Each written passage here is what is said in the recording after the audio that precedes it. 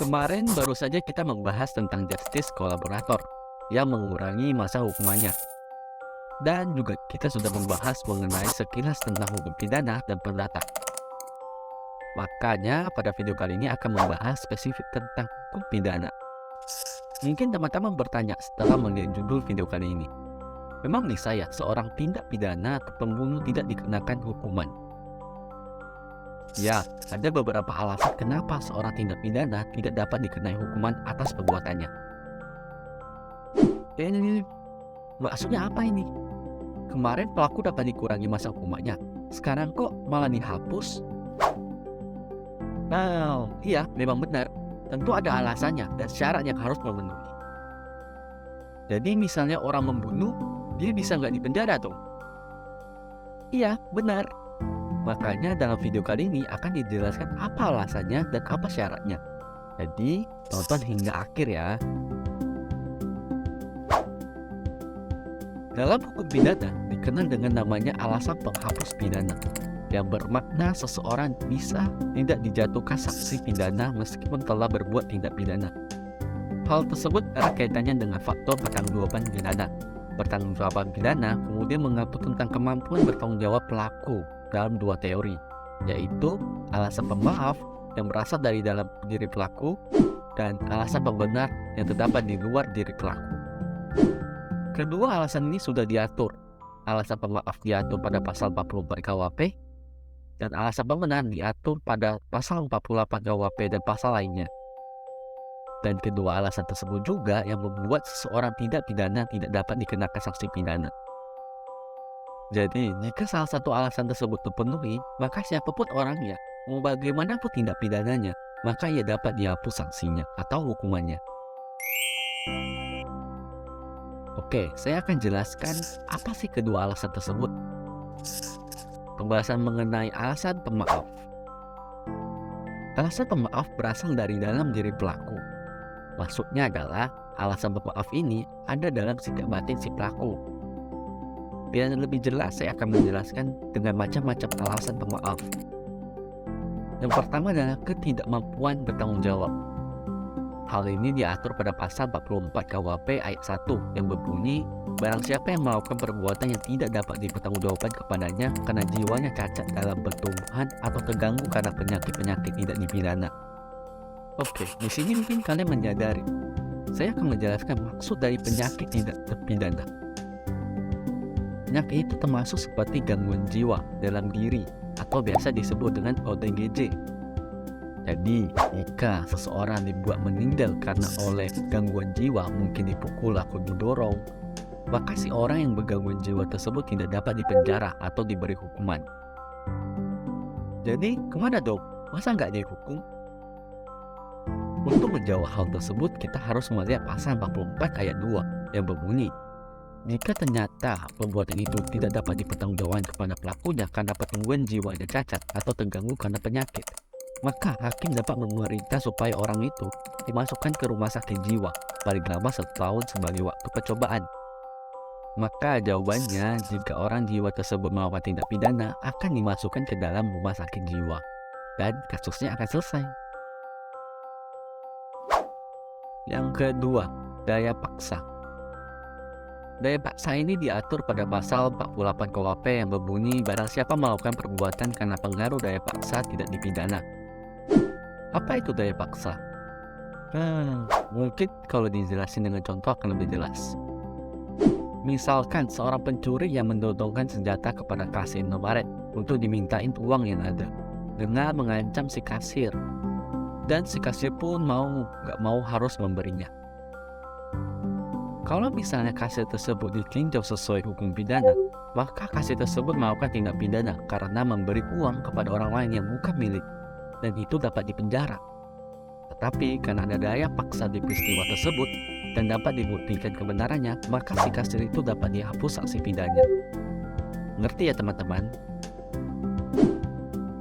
Ketiga, pembelaan terpaksa yang melampaui batas. Hal ini diatur dalam pasal 49 ayat 2 KUHP yang berbunyi, pembelaan terpaksa yang melampaui batas yang langsung disebabkan oleh keguncangan jiwa yang hebat karena serangan atau ancaman serangan itu tidak dipidana. Saya kasih contoh. Misalkan Budi dan Adi, mereka berteman. Di suatu saat Adi mengagetkan si Budi yang membuat si Budi terkaget-kaget hingga ia melemparkan barang pegangannya ke arah Adi, yang dimana membuat Adi meninggal. Jika kita melihat tindakan Adi, ia membunuh seseorang, harusnya ia dipenjara. Namun karena pembelaan langsung disebabkan oleh keguncangan jiwa yang dimana ia tidak bisa kontrol, maka ia harus dapat dihapusin saksi pidananya. Sebenarnya masih ada beberapa alasan pemaaf lainnya, seperti menjalankan perintah jabatan wewenang yang diatur pada pasal 51 ayat 2 KUHP. Tapi menurut saya 3 alasan tersebut sudah cukup untuk kalian pahami agar tidak bingung. Selanjutnya membahas tentang alasan pembenar. Alasan pembenar yang terdapat di luar diri pelaku. Maksudnya adalah alasan pembenar merujuk pada perbuatan apa yang dilakukan pelaku sehingga dapat menghapus saksi pidana. Sama halnya dengan alasan pemaaf, saya akan menjelaskan macam-macam alasan pembenar disertai dengan contohnya. Yang pertama, daya paksa. Sama halnya diatur pada pasal 48 KUHP. Namun, daya paksa di alasan pembenar tentu berbeda dengan alasan pemaaf. Saya kasih contoh. Misalkan ada 5 orang di satu kapal. Kapal tersebut hanya dapat menampung 4 orang saja.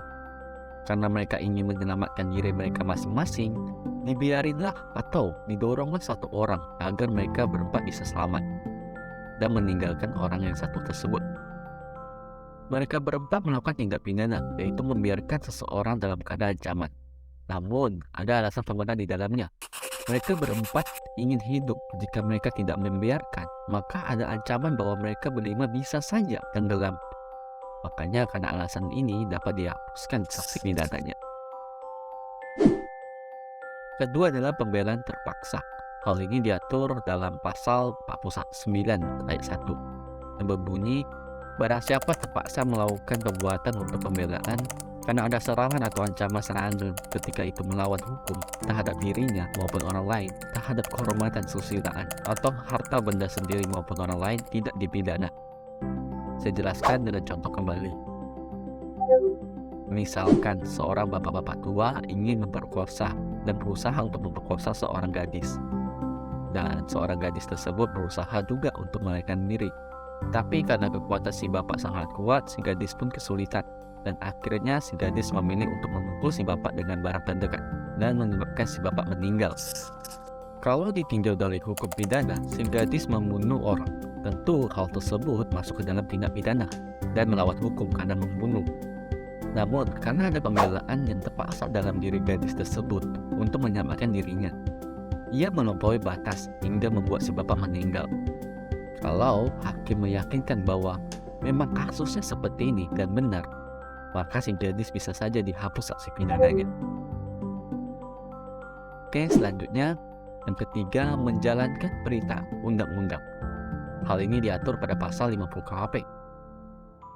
Contohnya, orang yang memang sudah ditetapkan oleh pengadilan atau MA dan lain-lain bahwa orang tersebut memang harus dihukum mati.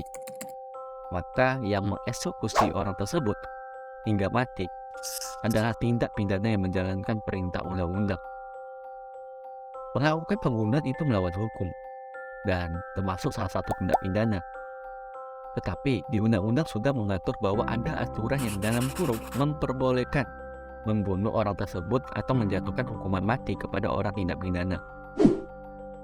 Sebenarnya masih ada beberapa alasan pembenar lainnya, seperti menjalankan perintah jabatan yang diatur pada pasal 51 ayat 1 KUHP. Sama halnya dengan alasan pemaaf, menurut saya 3 alasan pembenar ini sudah cukup untuk kalian pahami. Kesimpulannya, selalu ingat, alasan pembenar berkaitan erat dengan unsur objektif perbuatannya, sedangkan alasan pemaaf berkaitan erat dengan unsur subjektif sikap batin si pelaku. Akhir video, jika kalian teredukasi dengan video kali ini, jangan lupa untuk like dan subscribe. Terima kasih.